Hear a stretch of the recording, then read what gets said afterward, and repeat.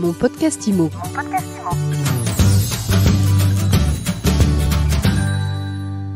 On s'intéresse aujourd'hui à un nouvel entrant sur le marché immobilier en France, sur le marché des réseaux de mandataires avec EXP France. Et on en parle avec Samuel Caux. Samuel, bonjour. Bonjour. Ravi de vous recevoir dans mon podcast IMO. Alors, vous dirigez la toute nouvelle filiale française de la société américaine EXP Realty. Alors, en France, on ne connaît pas très bien. Dites-nous un petit peu qu'est-ce que c'est que ce groupe américain et quelles sont vos ambitions en France? Alors écoutez, moi aussi je suis ravi que vous me receviez dans votre podcast IMO. Non, on ne connaît pas encore très bien EXP Realty, même si certains d'entre nous la connaissent. Mais c'est la raison pour laquelle je suis là aujourd'hui. C'est pour qu'on la connaisse un petit peu mieux. Moi, je connais EXP Realty depuis un peu plus de 2 ans. Alors c'est une jeune société, elle a 11 ans, hein, donc elle est pas très vieille. Même si elle a eu une croissance assez exceptionnelle, puisqu'aujourd'hui c'est une agence immobilière, donc qui est aux États-Unis, hein, sa base. Et qui aujourd'hui a 43 000, les chiffres évoluent assez rapidement, 43 000 agents dans le monde. Avec une croissance, donc moi, c'est une amie à moi, hein, qui fait partie de EXP Realty aux États-Unis, avec qui nous avions travaillé en France dans l'immobilier, parce que je fais ça depuis quelques années, donc il y a à peu près quasiment un peu plus de 15 ans. Vous avez été chez Coldwell Banker, j'ai vu ça dans votre C'est bio. ça, exactement. Ensuite, j'ai connu le côté neuf avec Hoffman Broad. Et ensuite, j'ai eu ma propre société qui commercialisait du neuf. Et donc, il y a un peu plus de 2 ans, nous avions contact, puisque c'était une amie, Audrey Mévélec, qui était avec moi chez Coldwell Banker à l'époque, qui avait son agence, et qui est franco-américaine, qui vit à moitié au Texas, à moitié en France, et qui est agent EXP Realty depuis 3 ans au Texas. Et donc, elle m'a parlé il y a 2 ans en me disant, on va prendre une expansion internationale, on est dans une société extraordinaire, et il faut absolument qu'on soit de l'aventure française. Donc voilà, et 2 ans de contact jusqu'à ce que XP prenne le virage international et décide de développer pas mal de pays. Et j'ai la chance et le plaisir d'être le représentant français pour cette société et de participer et de mettre en œuvre son développement en France. Bon, alors expliquez-nous, qu'est-ce que ça a d'extraordinaire EXP Realty? Qu'est-ce que ça a d'extraordinaire? Plein de choses. EXP Realty, c'est une agence immobilière. Jusque-là, rien de très nouveau. D'extrêmement extraordinaire. Oui. Rien d'extrêmement extraordinaire. Alors, notre fondateur, Glenn Sanford, est un homme qui a beaucoup travaillé dans les nouvelles technologies et beaucoup travaillé dans l'immobilier. Est arrivée la crise des subprimes, qui était un peu plus violente encore aux États-Unis que chez nous en 2007-2008. Et là, il a réfléchi avec ses proches en se disant comment créer une agence qui fonctionne mieux, comment créer une agence où l'agent est au centre du système, agent-centric en anglais, en américain. C'est ce qu'on dit aussi chez Keller Williams, non? Agent-centric. Keller comment? Pardon. Il me semblait avoir déjà entendu ça quelque part. Honnêtement, je ne le savais pas. Aujourd'hui, Monsieur Stanford est passé aussi par Keller Williams, donc peut-être qu'effectivement il y a une empreinte. On s'inspire toujours des meilleurs, donc c'est une bonne chose pour faire mieux en général. Il est passé aussi par IMAX, donc il est passé par pas mal de sociétés où il avait pu justement constater que, à son sens, l'agent n'était pas suffisamment au centre du système. Il faisait le gros du travail, c'est lui qui fait le boulot, et que l'agence immobilière en elle-même était une plateforme de service qui devait apporter tout ce que l'agent avait besoin à un coût le plus bas possible afin que l'agent soit le mieux rémunéré possible. Ça, c'est notre état d'esprit. Et ça le reste aujourd'hui, 11 ans après. Alors aujourd'hui, la société, elle a bien évolué. Elle est cotée au Nasdaq, on est 42 000 dans le monde.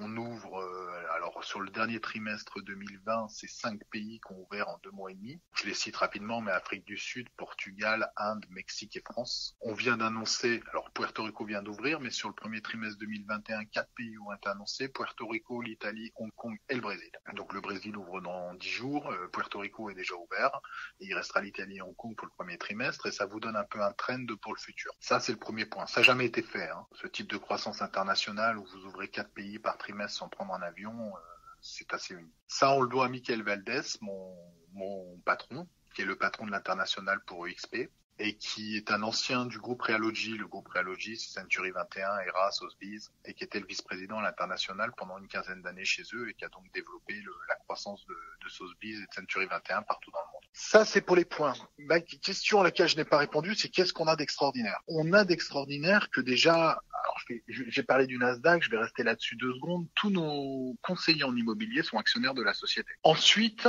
on a un mode de rémunération qui est un des plus attractifs en France, ou le plus attractif en France. Pourquoi? Parce que nous avons cherché à amener de la technologie qui nous permet de réduire fortement les charges de structure. On n'a aucun siège physique, y compris aux États-Unis. On a par contre un système qui s'appelle, qui est issu d'une société, qui est une 3D immersive, où on a une plateforme. Donc je suis moi-même représenté par un petit avatar, comme mes 42 000 collègues. Et en fait, on vit dans cette plateforme. Nous vivons dans une autre plateforme où nous pouvons tout faire.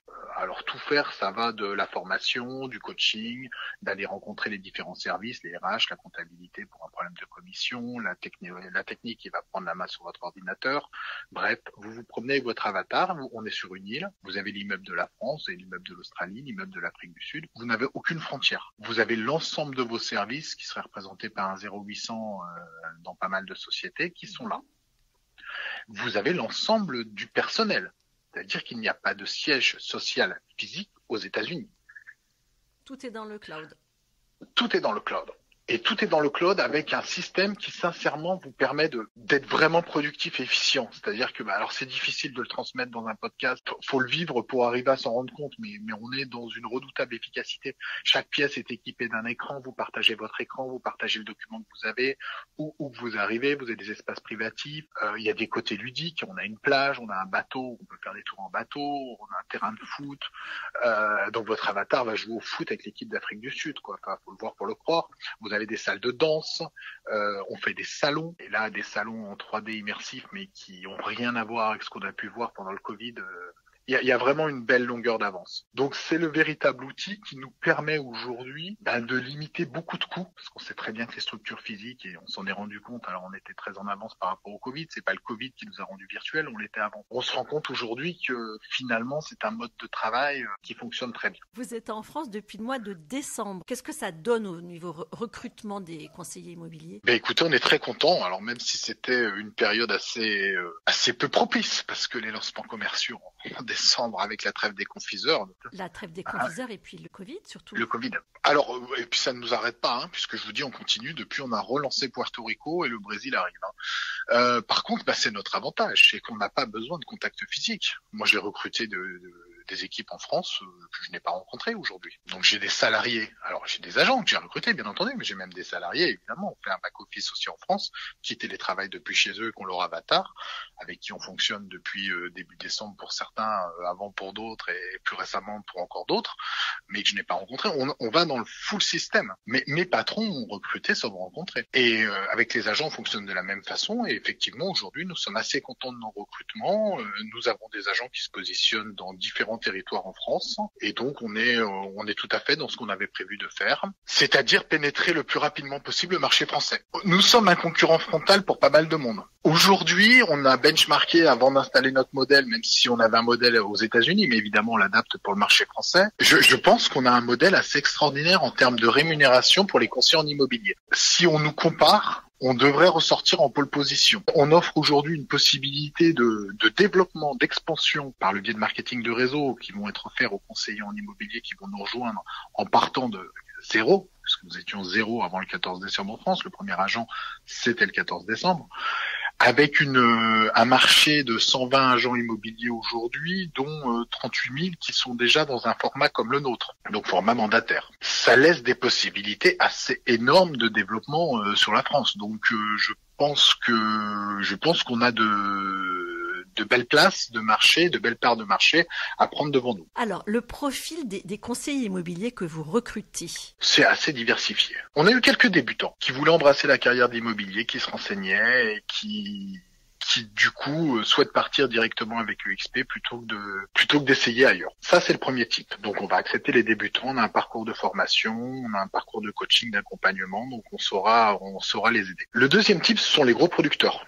J'ai des gros producteurs de chez mes très chers confrères qui nous rejoignent parce qu'aujourd'hui, notre rémunération pour les conseillers en immobilier, elle est de 75% et à partir d'un chiffre d'affaires de 80 000 euros, ils sont à 100%. Donc ça, c'est effectivement un certain gain par rapport à certains modèles. Donc les gens qui font un chiffre d'affaires important, et notamment tous ceux qui dépassent 80 000 euros, mais il y en a qui font 200, 400 000 euros, 500 000 euros selon les zones, sont à 100%. Donc c'est pas neutre du tout. Et le troisième type de conseiller qui nous rejoint, ce sont des développeurs qui voient l'opportunité aujourd'hui dans EXP de réaliser ce qu'ils n'ont pas pu en marketing de réseau dans d'autres marques, parce qu'ils se formaient, parce qu'ils apprenaient le métier, parce qu'ils étaient dans une reconversion, et qui voient chez nous le fait de mettre à profit tout ce temps où ils ont appris chez EXP, et de se dire qu'ils vont se développer eux-mêmes un réseau de parrainage, qu'ils vont être le parrain d'une certaine lignée, et donc d'obtenir ainsi des revenus passifs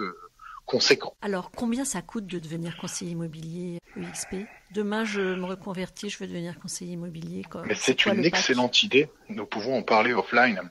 Le pack est très abordable aujourd'hui, avec l'ensemble, alors ça aussi c'est une volonté, avec l'ensemble des services dont je vous ai parlé, donc tout ce qui est technologie, évidemment, l'accès à notre plateforme.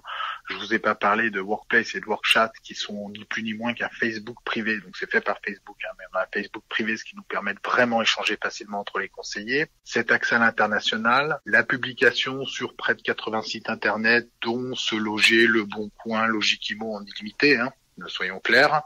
Les formations validantes loi Allure, je me répète peut-être.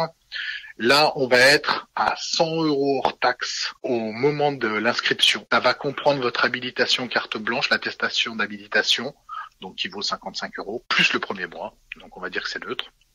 Et ensuite, ça sera 50 euros hors taxe par mois. Bon, mais alors dites-moi, le timing, franchement, il est bon pour se lancer dans l'immobilier, selon vous ? On est quand même dans un marché au plus haut qui est en train de ralentir. Et vous pensez que du coup, on va plus vendre ?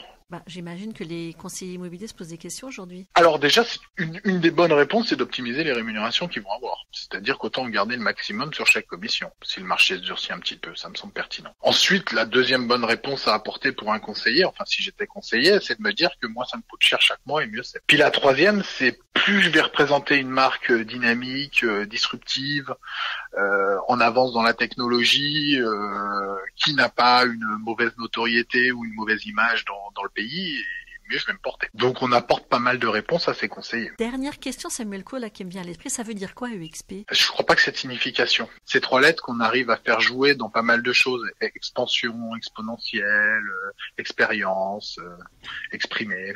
Voilà, donc elles font le début de pas mal de phrases, et aussi bien en anglais qu'en français. Merci beaucoup en tout cas d'avoir été avec nous dans mon podcast IMO.